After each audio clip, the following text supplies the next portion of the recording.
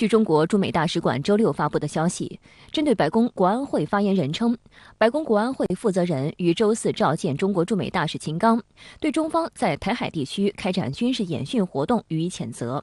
驻美使馆发言人表示，秦刚大使在会见美白宫国安会官员时，严正驳回美方对中方系列军事反制行动的无理指责。秦刚强调，中国军队在台湾岛附近海域开展系列军事反制行动，是震慑台独分裂势力、维护国家主权和领土完整的必要和正当举措，且有言在先，中方言必信，行必果。秦刚说，美方应切实恪守坚持一个中国政策，不支持台独的承诺，立即采取措施纠正错误，消除佩洛西访台恶劣影响，而不是采取升级行动，进一步加剧台海局势和中美关系紧张。周五，中国驻美使馆以视频方式举行媒体吹风会，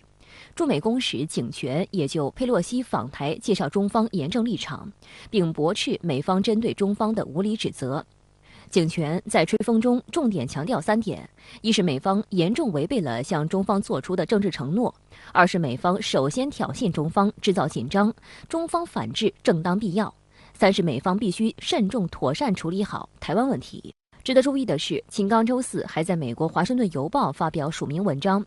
中国为何反对佩洛西众议长访问台湾？文章不仅简洁清晰地阐释了台湾问题的由来，还针对2天前佩洛西在该报上的文章进行逐句反击。对于美方倒打一耙指责中国的做法，国际舆论保持高度警惕。菲律宾外长马纳罗周六在与布林肯会见时告诉对方，菲律宾不能承受该地区紧张局势的进一步升级，因为菲律宾正面临着从疫情中恢复经济的重要挑战。他说，菲律宾继续期待大国帮助平息局势并维持和平。联合国秘书长兼特别顾问、美国著名经济学家杰弗里·萨克斯日前接受新华社采访时表示，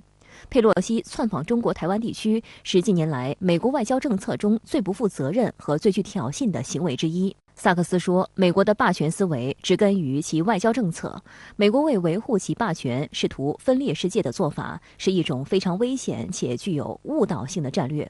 萨克斯希望美国能够采取致力于国际合作、基于联合国宪章的外交政策。The U.S. and China should be cooperating. There are so many areas where we need to be cooperating, and yet the position of the U.S. government for many years now has been hostile. I had hoped when Biden came in something would be different. Instead, he has doubled down on the hostility, and this trip by Speaker Pelosi makes all the matters worse. So I think the breakdown in trust is really